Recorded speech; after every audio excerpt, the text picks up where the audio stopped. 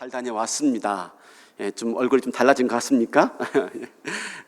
이번 휴가를 보내는 와중에 참 오래간만에 큰 서점에 방문을 했더랬습니다. 그전에는 가끔씩 서점을 왔다 갔다 했는데 당진 내려와서는 서점 갈 일이 너무 힘들어서 그냥 인터넷으로 주문하곤 했는데요. 오래간만에 서점에 방문하니까 너무 좋은 거예요. 막 가슴이 뻥 뚫리는 같은 그 느낌이 드는 겁니다. 이런 책도 있고 저런 책도 있고 너무 좋았는데요. 여러분 아세요?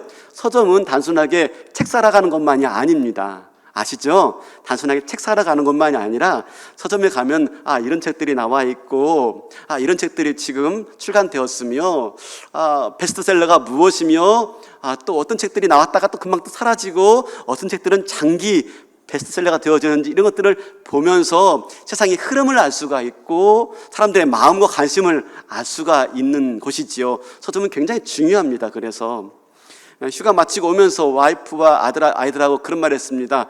우리 그래도 2달에 한 번은 서점에 가야 되겠다, 이런 대화를 나누고 왔는데요.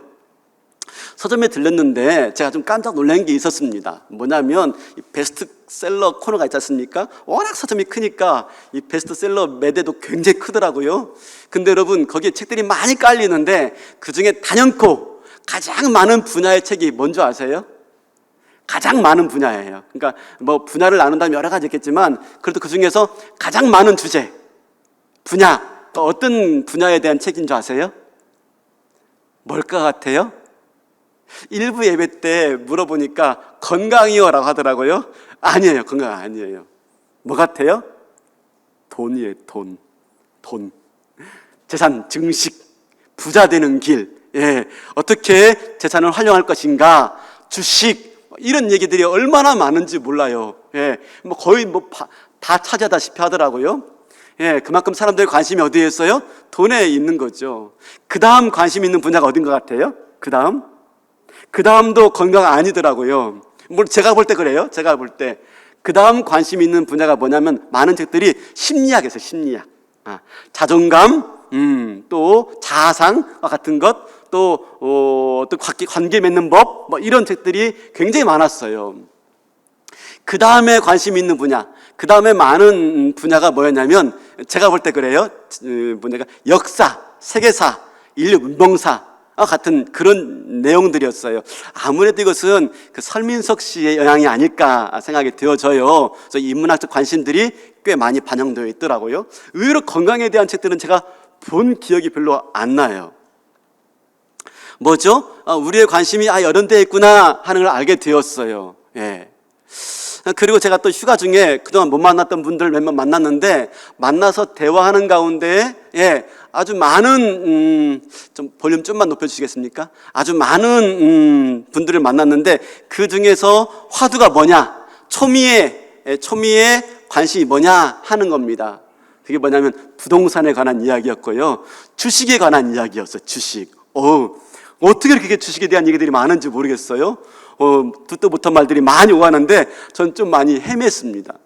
여러분, 그래서 영끌이라는 말 아세요? 영끌? 동학개미 아세요? 동학개미? 영끌은 뭐냐면요, 영까지 탈탈 털어가지고 끌어모아서 부동산에 투자했는데 완전 망했다. 영끌. 동학개미는 뭐냐면요, 최근에 이 삼성전자 주식에 그 외국인의 큰 손이 빠져나갔잖아요.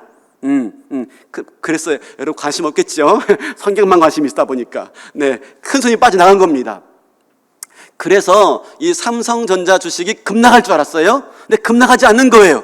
급락하지 않고 내려가다가 어느 정도를 딱 유지하는데 어떻게 이렇게 삼성전자 주식이 급락하지 않고 유지할 수 있을까 보니까 외국인의 큰 손은 빠져나갔지만 이 한국인의 개미 투자자들이 버티고 있었던 거예요. 그러니까 이 주가가 급락하지 않았던 거예요. 그래서 그들 한국인의 개미 투자자들을 이끌어서 동학개미. 여러분 동학농민운동 알죠? 나라를 구한 농민들의 운동. 마치 삼성전자를 구하고 나라를 구했다. 그래서 동학개미라고 개미 투자자들을 가리켜 말을 하는 거예요. 전 정말 너무 모르는 게 많더라고요. 그럼 제가 이 일들을 겪으면서 새롭게 깨달은 게 뭐냐면 내가 세상의 흐름을 잘 모르고 있구나. 사람들의 관심을 잘 모르고 있구나. 맨날 만나는 게 목사들이고 성도님들이다 보니까 여러분들을 늘 성경에만 관심이 있다 보니까 물론 그렇지 않은 부분도 많이 있지만 말입니다. 예, 내가 너무 모르고 있었구나 하는 걸 알게 되었어요. 여튼 왜 이렇게 사람들이 돈이나 재산이나 부동산이나 주식이나 부자나 은퇴 이후 노후 이런 데 왜 관심이 많을까 하는 겁니다. 왜 관심이 많을까요? 한마디로 말하면 행복을 위해서죠. 그렇죠? 행복한 삶을 위해서 이게 필요하다라고 보는 거죠. 근데 여러분 가만히 생각해 보세요. 행복한 삶을 위해서 뭐가 필요하다? 돈이 필요하다라고 말하는데 여기에는 굉장히 중요한 전제가 이미 들어가 있는 거예요. 어떤 전제가? 돈이 행복을 결정한다라고 하는 논리가 들어가 있는 거죠. 돈이 행복을 결정한다라고 보고 있는 것입니다. 돈이 있어야 미래가 보장되어지고, 돈이 있어야 노후가 안심되어지고, 돈이 있어야 궁극적으로 행복할 수가 있다라고 하는 논리가 깔려 있는 것이죠. 과연 그럴까요? 정말 돈이 우리 인간의 행복을 결정하는 것일까요? 어떻게 생각하세요?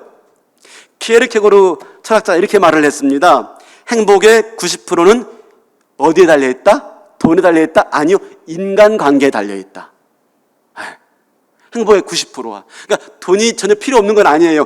90%니까 10%는 돈이 영향을 미치는 것 같아요. 근데 나머지 대부분은 뭐가 행복을 결정짓는다? 인간관계가.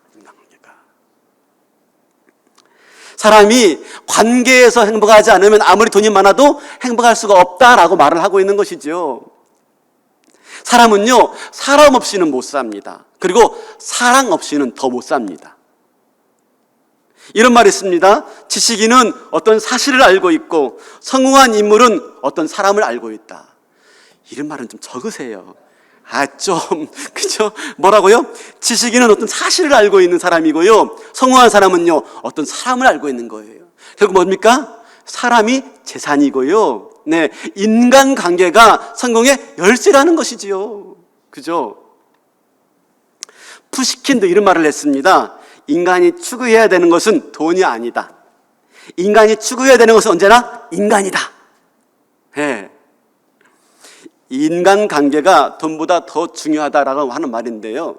실제적으로 인간관계가 얼마나 중요한지, 제가 이렇게 살아가는 모든 관계들을 줄로 딱 엮었다고 생각합시다. 줄로. 우재산 집사님, 이성자 집사님 딱 줄로 엮었다고 생각합시다.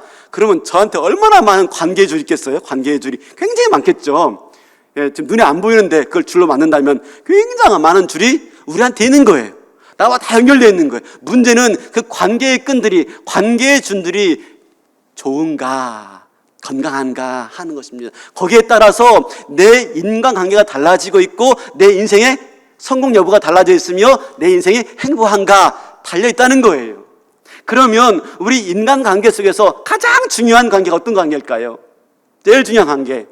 첫 번째가 부부지간이겠죠. 부부지간. 부부관계가 제일 중요하고, 두 번째는 부모, 자식 간의 관계도 중요하고, 또 중요한 게 뭐냐면 이웃과 친구의 관계도 중요하고, 성도라면요, 성도와의 관계도 굉장히 중요하겠죠.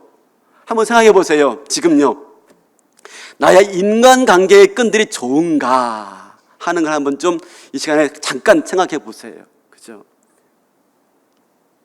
부부관계 정말 쉽지 않아요.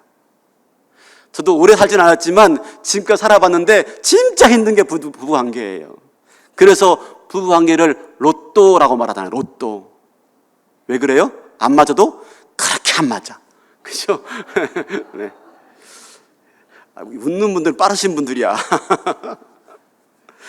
살아도 어떻게 안 맞는지 하나도 안 맞는 거예요. 로또 안 맞듯이 안 맞는 거예요.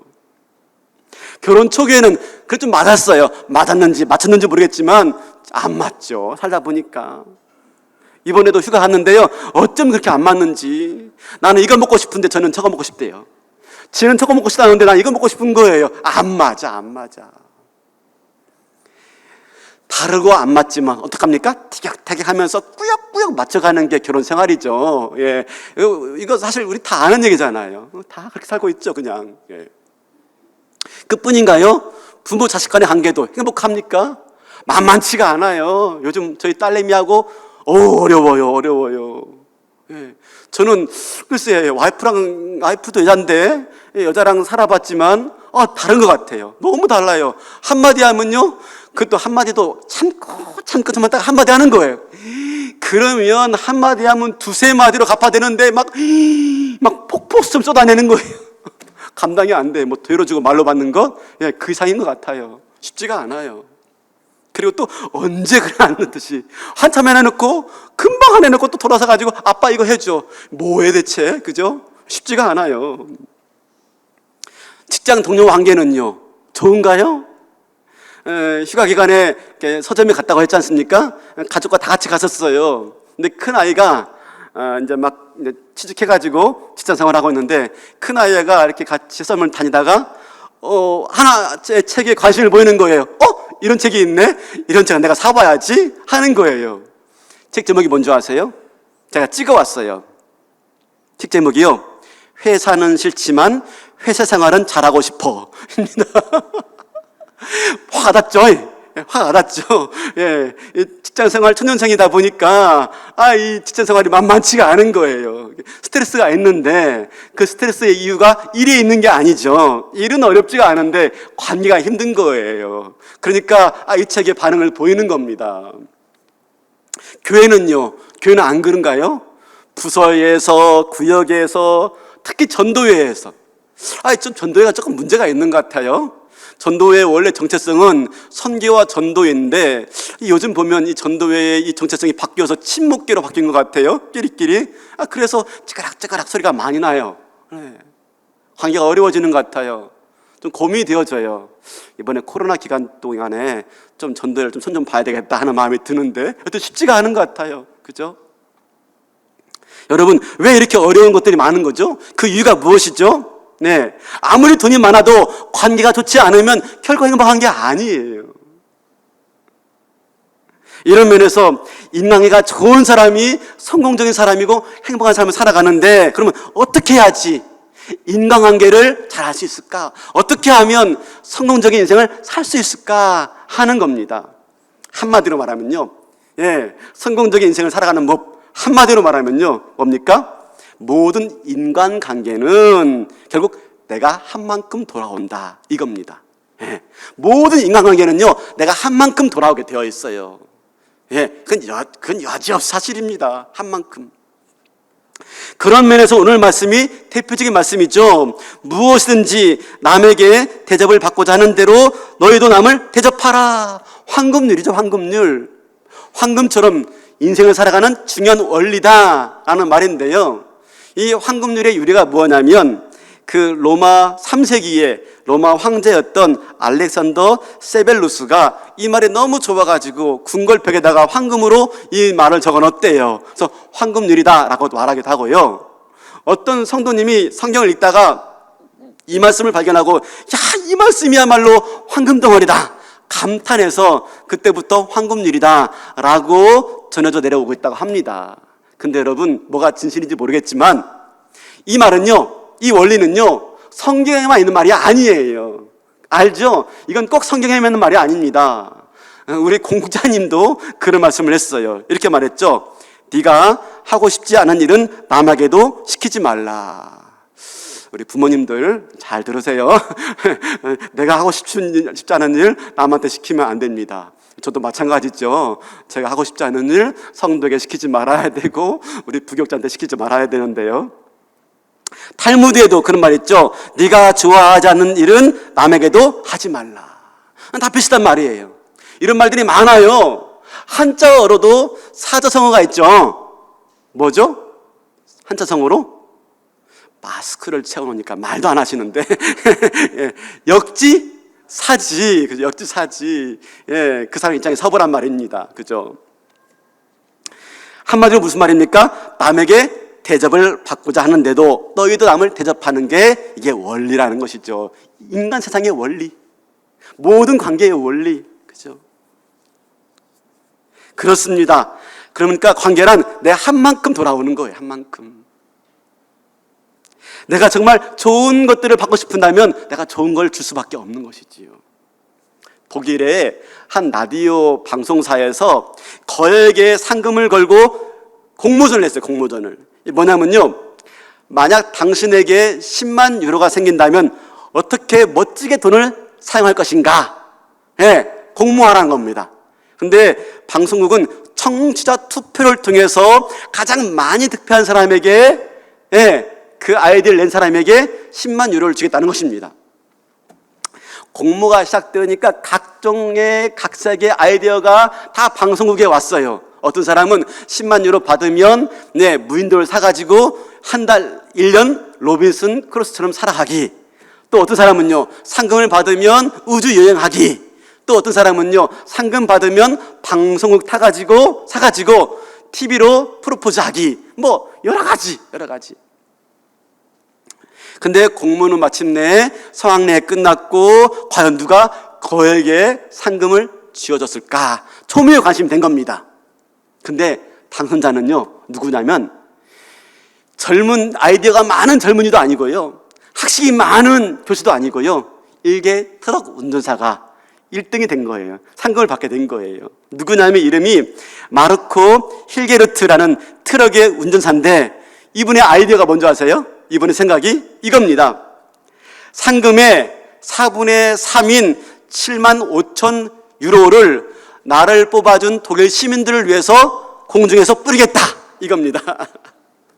실제로 2007년 1월 26일 날 이 마르코는 약속대로 마을 광장에서요, 비중기를 타고 높이 올라가가지고 공중에서 7만 5천 유로를 뿌린 거예요. 나머지는 갖고. 뭘 말하고 있죠? 결국 이 운전자는요, 이 게임의 승패를 결정하는 사람이 누구인지 알았어요. 누구죠? 청취자들의 투표. 그들에게 먼저 주는 거예요. 그들에게. 그죠? 내가 받고 싶은다면 먼저 주는 거예요. 7만 5천 유로를 주고요, 얼마 받는 거예요? 2만 5천 유로를 받는 거예요. 어떤 원리죠? 황금률의 원리입니다. 황금률의. 이 원리를 통해서 마침내 2만 5천 유로를 받게 된 겁니다. 무엇이든지 남에게 대접을 받고자 하는 대로 너희도 남을 대접하라. 이 원리죠. 인간관계의 성패가 여기에 달려있다는 것이죠. 미군 해군에서요, 한 대학과 결연을 맺고 연구를 했답니다. 그 연구를 하고 낸 연구의 결과 보고서는 이렇습니다. 인간이란 누구든지 비판을 당하면 어떤 식으로든지 반드시 화풀이하는 존재입니다. 이겁니다. 우리를 누군가 아프게 했다면 결국 어떤 식으로든지 돌아오게 되어 있다는 거예요. 뭐 때문에요? 이 원리 때문에. 이 원리를 모르니까 그런 실수를 범하고 나도 그런 아픔을 겪고 있는 거예요. 여러분, 지금 우리 사회가 각종 고소고발이 굉장히 많아요. 근데 그 고소고발을 보면요, 어떤 사람들은 그 소송건이 10만 원도 안 되는 소송건이에요. 근데 그 소송을 하기 위해서 들어가는 비용이 훨씬 많아. 근데도 그 소송을 끝까지 포기하지 않고 끝까지 가는 사람들이 있어요. 그러니까 10만 원밖에 안 되는데 소송건은 거기가 들어간 비용은요, 100만 원 넘어, 100만 원. 그래도 소송을 끝내지 않아요. 왜 그렇죠?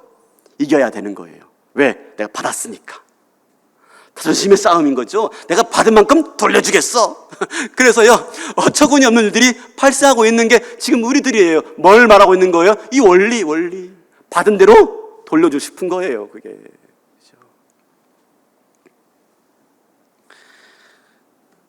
우리가 회의를 할 때든지요, 모임을 할 때든지, 대화를 할 때든지, 부부간도 마찬가지예요. 누군가 말하면요, 1초의 망설임 없이, 바로 반대하는 분이 있어요. 그게 아니고, 그렇게 하지 말라 그러는데, 1초의 망설임 없이, 그게 아니고, 구역에서, 뭐, 당회도 마찬가지예요. 목사님, 장로님 모였는데도 마찬가지예요. 그죠? 아니, 좀 들어보고, 그럴 수도 있겠구나 생각한 다음에 나중에 다 의견을 물어보고 투표도 늦지 않아요. 근데 바로, 그죠? 그러면요, 내 의견이 묵살당했다고 생각 드는 사람이 기분 좋겠어요?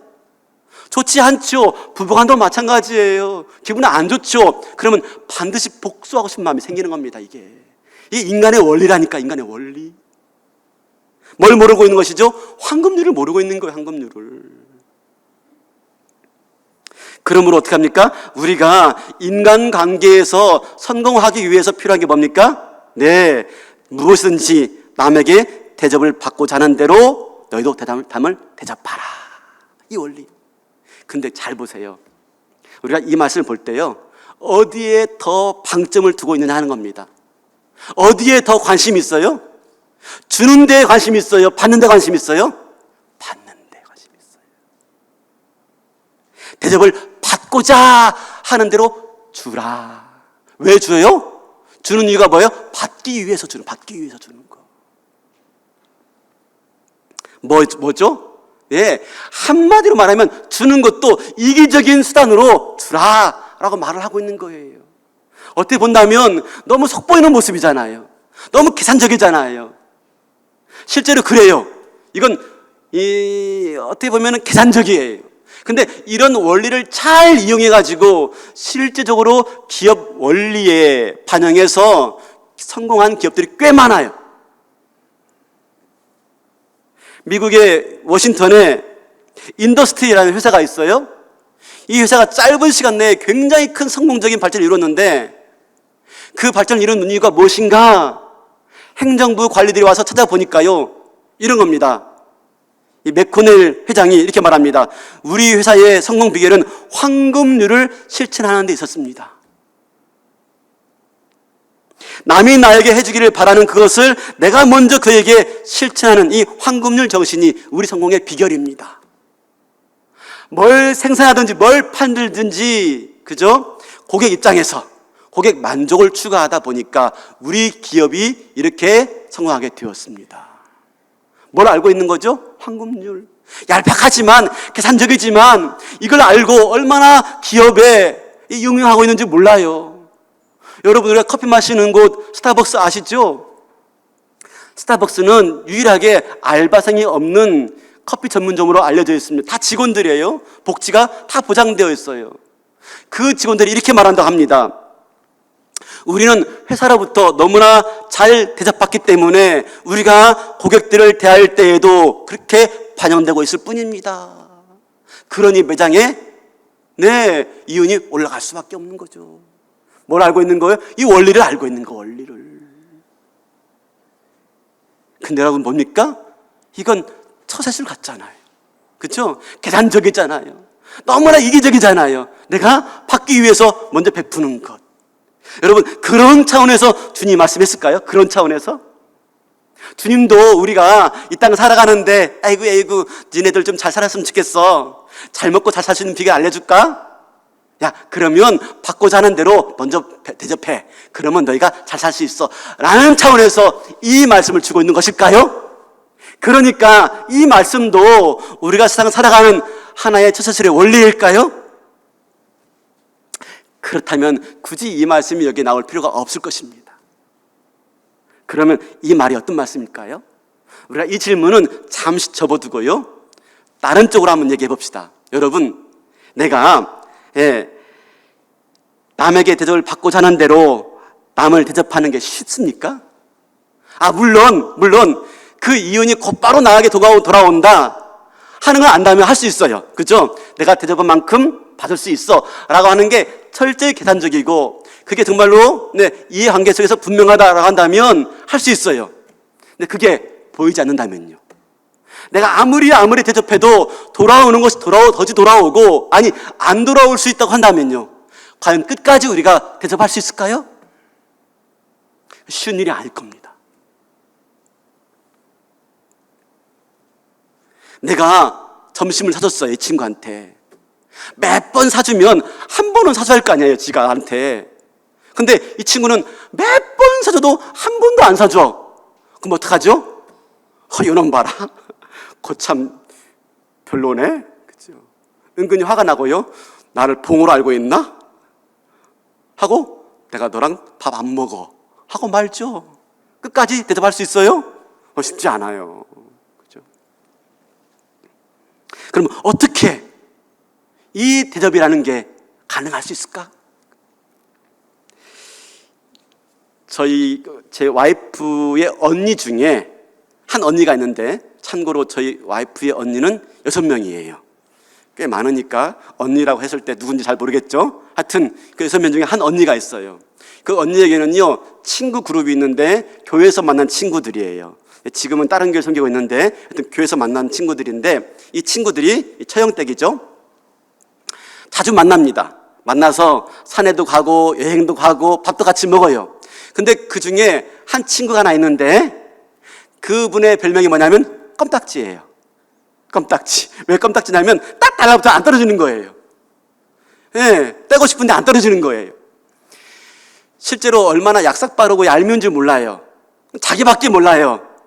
조금이라도 불리하면 같이 안 하는 거예요. 예를 들면 뭐 어디 놀러 가는 거예요. 놀러 가면 야, 넌 이걸 준비하고 이걸 준비하고, 너는 고기 준비하고, 난 불판 준비하고, 그렇죠? 너는 밥 준비하고 이거 하잖아요. 근데 쏙 빠지는 거예요. 나는 아파서, 나는 집에 일이 있어가지고, 그때마다. 근데 정작 모일 때는 다 모여요. 밥 먹을 때는 꼭 참석해. 일할 때는 빠져. 우리 중에도 그런 사람 있죠. 얄미운 사람 있죠. 그죠? 있죠. 그러니까 늘 한 번이 아니에요. 늘 그러니까 친구들이 좀 스트레스가 돼가지고 한번 모여가지고요, 우리 모임에서 이 껌딱지 떼버리자 라고 결정을 내린 겁니다. 그랬더니 그걸 어떻게 알게 됐는지 와가지고 막 사정하면서 애걸 복골하면서, 내가 이 모임 아니면 갈 데가 없으니 제발 나 좀 붙잡아 달라고. 그 모임의 반장격이 누구냐면 최모 권사님인데, 당전에 좀 있어가지고 제가 알게 됐어요. 근데 참 좋아요. 사람 참 좋고, 성품 참 좋고, 하여튼 권사님이세요. 근데 이분한테 와서 눈물바람 하는 겁니다. 마음이 약해지잖아요. 모질지 못해가지고 다시 품어준 겁니다. 그래도 이 껌딱지 여기 없으면, 우리 모임 없으면 갈 데 없으니 우리가 품어주자 하고 품어주는 거예요. 품어주면 처음에는 좀 잘하는 것 같았대요. 근데 시간 지나니까 돌아가면 타불이에요. 사람이 쉽게 바뀝니까? 안 바뀌죠. 근데 그렇게 이기적인 사람인데 받아주고 있어요. 지금도 모임에 모여 있대요. 이게 어떻게 가능할까? 어떻게, 그죠? 여러분, 쉬운 문제가 아닌 겁니다. 쉬운 문제가. 내가 받고 싶은 대로 남을 대접하는 것, 이거 쉽지가 않아요. 황금률 안다고 되는 게 아니에요. 황금률 몰라서 우리 이렇게 살고 있는 거 아니에요. 그죠? 알아도 안 되는 게 이 원리입니다. 황금률을 안다고 부부관계 행복할 것 같아요? 황금률을 안다고 자녀와 관계가 행복할 것 같아요? 황금률을 안다고 이웃과 관계 행복할 것 같아요? 쉽지 않은 겁니다. 왜 그래요? 우리가 성경 말씀을 잘 몰라서 그래요. 자, 오늘 말씀 잘 보세요. 이렇게 써 있어요. 그러므로 무엇이든지 남에게 대접을 받고자 하는 대로 너희도 남을 대접하라. 그러므로가 핵심이에요. 그러므로. 이걸 딱 빼놓고 보니까 처세술만 되는 겁니다. 그러므로가 빠지면 안 돼요. 그러므로라는 단어는요, 헬라어로 운이에요. 운. 이건 뭡니까? 앞에 이유가 있고 그래서 결론이 이렇다라고 하는 거죠. 그래서 이 뒤에 말은 앞에 말을 빼놓고 말하면 말이 안 되는 거예요. 무슨 말이죠? 무엇이든지 남에게 대접을 받고자 하는 대로 너희도 남을 대접할 수 있는 이유가 여기에 있다, 이 말이에요. 여기에 있다. 그러면 앞에 내용이 뭘까요? 앞에 내용 알아야죠. 7절부터 보면은 어떻게 해요? 구하라, 그리하면 너희에게 주실 것이요. 찾으라, 그리하면 찾아낼 것이요. 문을 두드리라, 그리하면 너희에게 열릴 것이니. 기도에 대한 아주 중요한 말씀이에요. 그렇게 기도에 대한 아주 중요한 말씀을 하신 다음에 결론적으로 바로 오늘 말씀이 나오고 있는 것입니다. 그러므로 너희가 무엇인지 받고자 하는 대로 남에게 대접하라. 이게 무슨 말이에요? 우리가 누굽니까? 너희들은 공중의 새보다도 들의 백합화보다도 훨씬 더 중요한 존재란다. 너희는 바로 하나님의 아들이며 딸이란다. 너희 중에 누가 자녀가 무엇을 달라하면 좋은 것으로 주고 싶어 하지 않겠느냐. 모든 부모의 마음이 다 그렇듯이 하나님 아버지의 마음이 너에게 가장 좋은 것을 주고 싶어하는 아버지 마음이란다. 그러므로 너희도 남에게 이렇게 대접하라, 이 말인 것입니다. 요즘에요, 우리 딸내미가 이걸 알아차린 것 같습니다. 이 마음을. 적어도 아빠가 자기한테는 꼼짝 못한다는 걸 알아차린 것 같아요.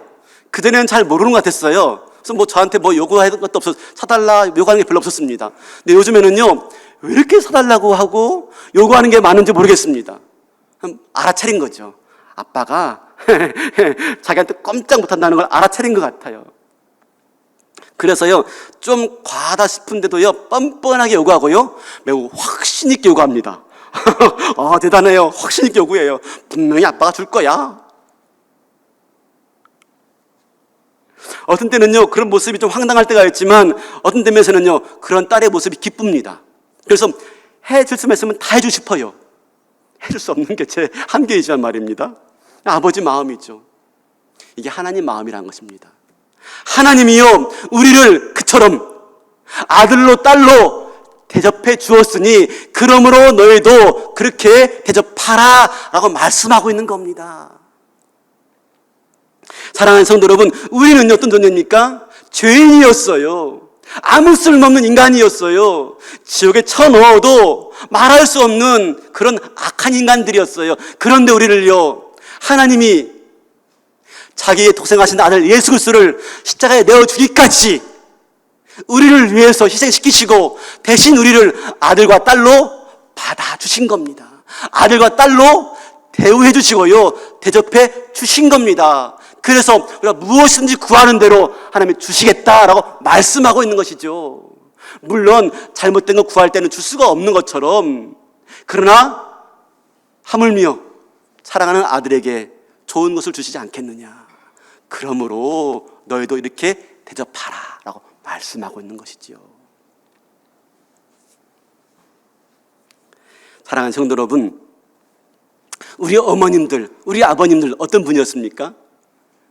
휴가 중에 문자가 하나 왔어요. 형님인데 이제 아버지 추도일 언제 할까 이제 좀 날짜를 맞춥니다. 그 주간에서. 근데 아버님 추도일이 8월 말에 있는데요, 문자가 온 겁니다. 그래서 형님 뭐 이때가 좋은 것 같아요. 문자를 보냈어요. 그러는 가운데 와이프랑 대화를 하는 겁니다. 이제 부모님에 대해서. 근데 와이프가 그래요. 여보, 참 당신 어머님은 당신 자녀들에게 참 잘하신 것 같아요. 그러면서 정작 어머님 자신을 위해서 뭘 해본 적이 없는 분 같아요 라고 말을 하는 겁니다. 어머님을 회상하면서 말입니다. 그 말을 따라서 저희 어머님을 생각해 보니까요, 진짜 그랬어요. 저희 어머님은요, 오직 자녀만 위해 살았어요. 어떻게 그럴 수 있을까 싶을 정도로 오직 자녀만 위해서, 자신을 위해서는 아무것도 안 했어요. 우리 어머님도 그렇지 않습니까? 정말 자신을 위해서는 아무것도 않고요, 오직 자녀가 전부예요. 그게 목적이에요. 어떻게 그렇게 살 수 있을까? 저희 형제가 7남매인데요, 자기 몸 파스러지도록 7남매를 위해 살다가 하셨어요. 사랑하는 성도 여러분, 하나님께서요, 우리를 이처럼 대우해 주신 겁니다. 자기의 친아들처럼, 친딸처럼 자기 몸이 파스러지도록, 뼈가 빠지도록 십자가에서 그 아들의 뼈를 꺾으시고 자기 찔리시고 우리를 그렇게 사랑해 주신 겁니다. 아들로, 딸로 말입니다. 그래서 요구하는 거 있으면 다 주고 싶은 그런 하나님이 너희 하나님이시니, 그런 대접과 대우를 받고 있으니 너희도 그렇게 하라.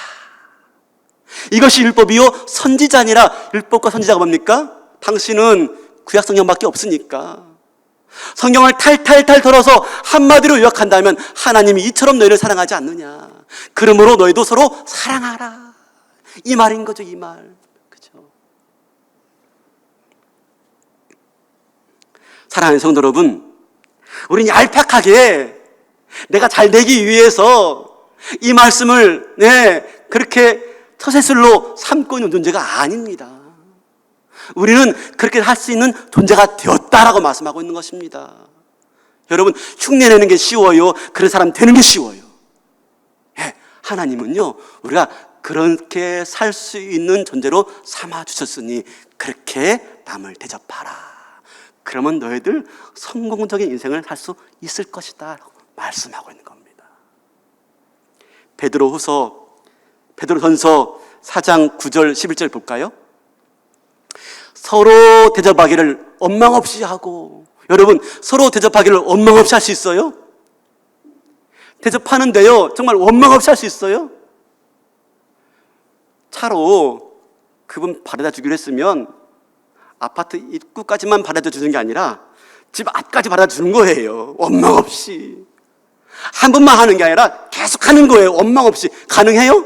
이게 가능하냐고요. 뭐라 말하죠? 그 다음, 각각 은사를 받은 대로 하나님의 여러 가지 은혜를 맡은 선한 청지기같이 서로 봉사하라. 그 다음에 11절, 만일 누가 말하려면 하나님의 말씀하는 것 같이 하고, 이게 무슨 말이에요? 안 그런데 그런 차라리 그게 아니라 누가 보더라도 저가 하나님 말씀하시는 거야 라고 느껴지도록 하라는 것입니다. 누가 봉사하려면 하나님이 공급하시는 힘으로 하는 것 같이 하라. 누가 보더라도 저 봉사는 저 사람 열심히 아니야, 하나님이 공급해 주시니까 감당할 수가 있어. 원망 없이 대접하라? 어떻게 해요? 하나님이 대접해 주시니까 그게 가능한 거예요. 한두 번 하고 그만두는 게 아니라 끝까지 할 수가 있는 거예요. 누가? 하나님이 우리를 대접해 주시고 하나님이 우리를 채워주시니까 구하는 대로, 찾는 대로, 두드리는 대로 주시기 때문에 그렇게 할 수가 있는 존재가 되었다. 그러니 그렇게 하라 라고 말씀하고 있는 것이지요. 황금률은요, 그러니까 대접받기 위해서 먼저 대접하라, 얄팍한 얘기가 아니에요. 세상 사람들은 그저 이것을 겉으로만 보고 자기들의 삶의 원리를 삼고 있지만 이것은 그런 존재가 되었다라고 하는 걸 말씀해 주고 있는 것이죠. 지워주세요.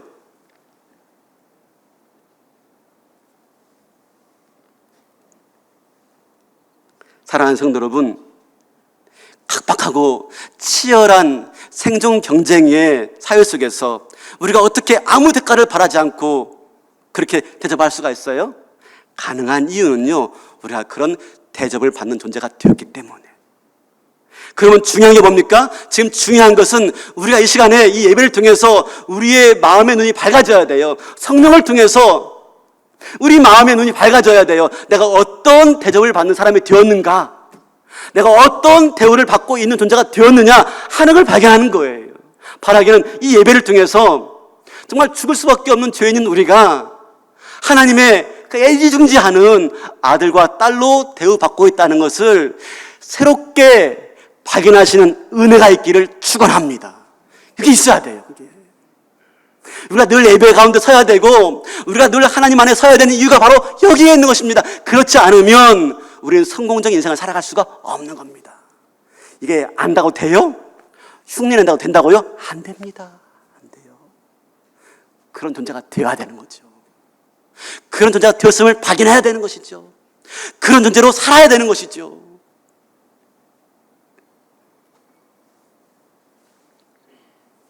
사랑하는 성도 여러분, 하나님은요, 우리가 이 세상에서 성공적인 인생을 살 수 있도록 하나님이 우리에게 아버지 역할을 해주시는 겁니다. 지금 우리에게 이런 삶을 살 수 있도록, 그렇게 행할 수 있는 존재가 되도록 하나님 우리의 아버지가 되어주시고 우리를 아들과 딸로 대접해 주신 거예요. 세상은 흉내낼 뿐입니다. 근데 우리야말로 진짜 성공적인 인생을 살아갈 수 있는 유일한 존재인 거죠. 우리가 하나님을 알고 있고 하나님을 믿고 있다면 어떤 삶을 살 수밖에 없을까요? 네, 남을 먼저 대접하는 삶을 살 수밖에 없는 겁니다. 내가 정말 하나님 믿고 있습니까? 내가 정말 하나님 알고 있습니까? 그 사람 삶의 모습을 보면 알 수가 있어요. 황금률의 정신으로 살고 있느냐? 그게 없다면 내가 아무리 교회에서 높은 직분 가졌다 할지라도, 내가 아무리 교회에서 이것저것 하고 열심히 한다 할지라도, 물론 그것도 중요하지만, 그렇죠? 아직 예수님 온전히 알고 있지 않는 거예요. 내가 온전히 예수님 믿고 있지 않는 거예요.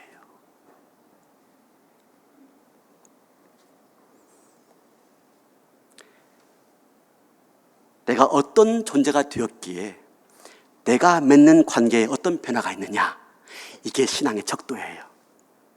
내가 어떤 존재가 되었기에 내가 맺는 관계가 어떤 관계가 되었느냐. 그래서 예수가 오신 이후로 모든 예수 믿는 사람들의 삶의 관계가 바뀐 겁니다. 삶의 모습이 바뀐 거예요. 인간관계의 혁명이 일어난 혁명이. 인류 역사를 BC와 AD로 나눕니다. 그죠? 예수님 오신 이후로 인간관계의 대전환과 혁명이 일어난 거예요. 모두가 다 이기적이죠. 모두가 다 나를 위해서, 받기 위해서 살죠. 결혼 생활이요? 사랑해서? 아니요. 나를 위해서 결혼한 것이죠. 까놓고 보면요. 내가 더 얻기 위해서. 그런데 이게 바뀌어지는 겁니다. 얻기 위해서가 아니라, 받기 위해서가 아니라 주기 위해서. 이게 가능한 것이 예수가 우리한테 오셔서 하나님 우리를 아들로 딸로 대접해 주었기 때문에, 모든 인간관계에 혁명이 일어나는 것이 바로 예수 안에서. 전능하신 하나님이 우리를 자녀로 대접해 주심으로 우리가 남을 대접할 수 있는 사람이 되었고요. 모든 관계 속에서 성공적인 삶을 살게 되었고요. 그래서 우리가 행복한 인생을 살게 되심으로 말미암아 하나님이 우리 가운데 하나님 나라를 회복하도록, 잃어버린 천국을 회복하도록, 적어도 가정 내에서, 적어도 교회 내에서 이 원리로 살아간다면 그런 삶을 살 수 있을 거야. 참된 평안을 누리며 살도록 예수님께서 우리 가운데 오신 줄로 믿습니다. 사랑하는 성도 여러분, 인간관계는요 억지로 되는 게 아니에요. 황금률 억지로 되는 게 아니에요. 자연스러워야 되죠. 그런 존재가 되었음을 깨달으시고 오늘 또 믿음의 눈을 열어서 나를 그 예쁜 딸처럼 여겨주시고 나를 그 사랑스러운 아들로 여겨주시며 대우하시고 대접하시는 그 하나님의 눈길 가운데 내 안이 남 모르는 사랑으로 채워지고 내 안이 은혜로 충만해지고 넉넉해져서, 그죠? 내가 맺는 모든 관계들을 내가 먼저 대접할 수 있는, 대접을 받고자 하는 대로 남을 먼저 대접하라. 그 말은요, 내가 이런 욕구가 있으면 남도 이런 욕구가 있을 테니, 그러니 남에게 내가 얻고 싶은 대로 해주라 하는 것이지 내 욕심을 채우라 하는 말씀이 아니에요. 그러니까 내 욕구는 무엇입니까? 다른 사람의 욕구를 알아채려는 데 필요한 것이지 그 욕구를 채우라 하는 말이 아니에요. 오늘 또 이 원리를 가지고 사랑하는 관계들, 부부, 부모, 자식, 성도와 관계, 이웃과 관계를 성공적으로 갖고 나가심을 통해서 하나님이 저와 여러분에게 주시고 싶은 행복한 삶을 살아가시는 저와 여러분 되시기를 주님의 이름으로 축원합니다. 다 일어나시겠습니다.